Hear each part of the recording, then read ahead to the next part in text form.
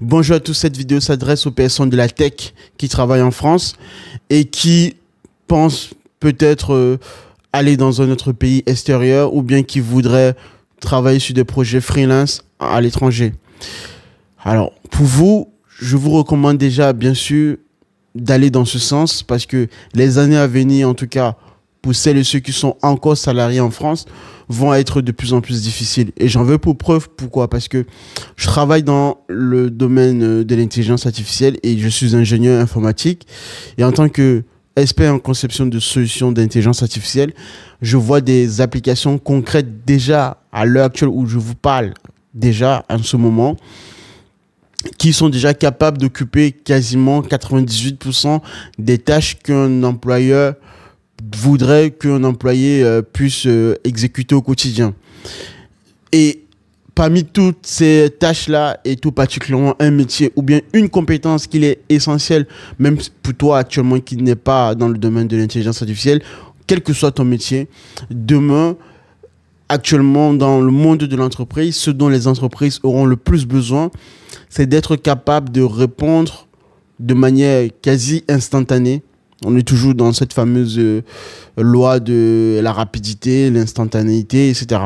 D'être capable de répondre de manière rapide, instantanée aux demandes ou aux sollicitations de les clients.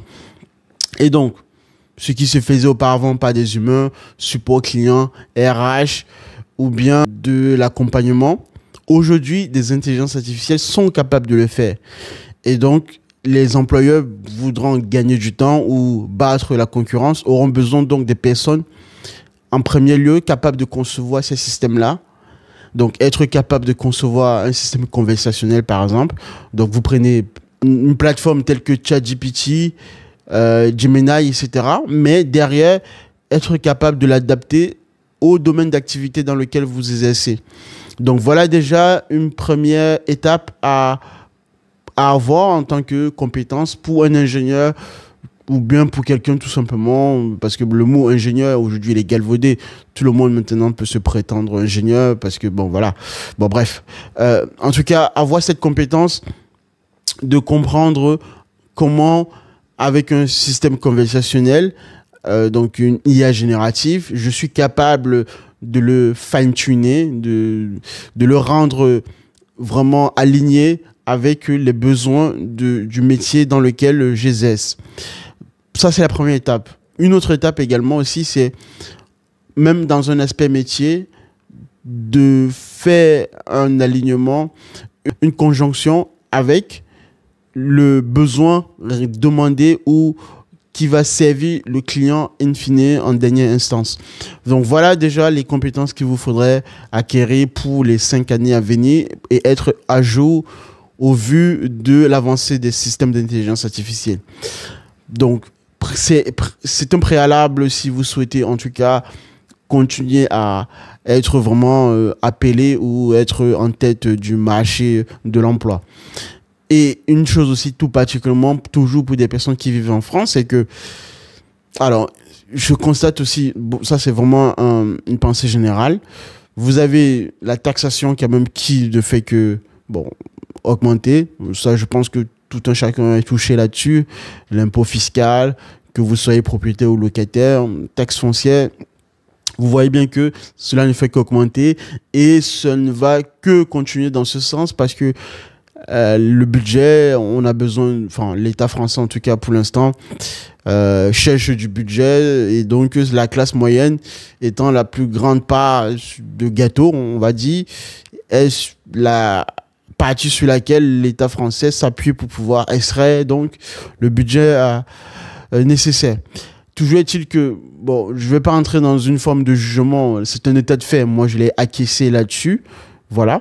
Mais maintenant la question est de savoir qu'est-ce que vous faites, comment vous allez tirer votre épingle du jeu, comment est-ce que vous allez, avec l'argent que vous aurez dans un futur, peu importe son montant, être capable de capitaliser là-dessus.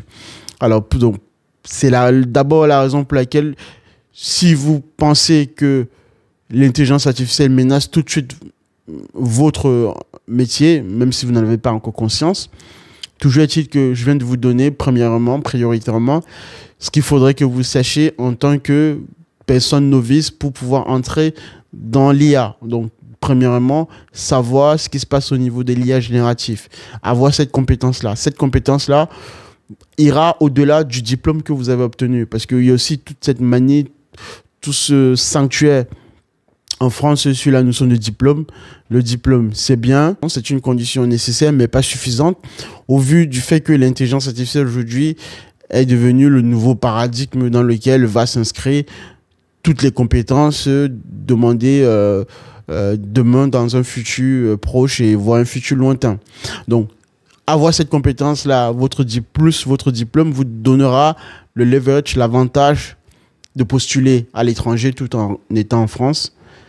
Et si vous ne voulez pas rester en France, vous pouvez donc aller dans d'autres pays. Il y a la Suisse, l'Angleterre, les États-Unis, etc.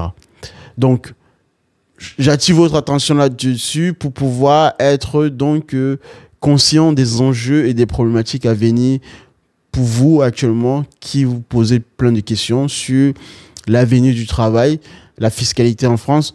Je ne sais pas si vous avez suivi, mais vous serez également de plus en plus, en tout cas ce n'est pas encore tranché, mais ça va l'être, je le pense. L'impôt français également va s'aligner au même titre que l'impôt américain s'applique aux Américains, peu importe le lieu d'habitation dans ce monde entier. Donc vous serez taxé à une certaine hauteur, que vous vivez au Nigeria ou au Bangladesh, j'en sais rien, mais ça ne sera plus vraiment comme avant.